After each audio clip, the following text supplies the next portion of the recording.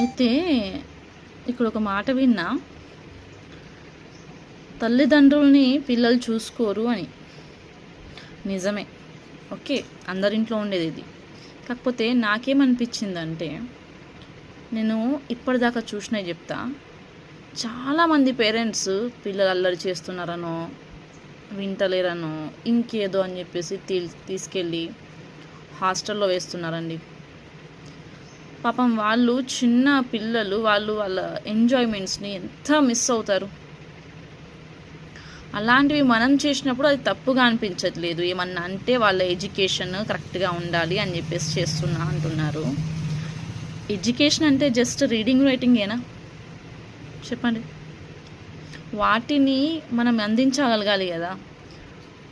అది కాదు, ఓల్డేజ్ హోమ్లో పడేస్తున్నారు అంటారు. అసలు మీరు కరెక్ట్గా వాళ్ళని పెంచి ఉంటే వాళ్ళు ఓల్డేజ్ హోమ్లో ఎందుకు పడేస్తారు చెప్పండి? ఆలోచించండి.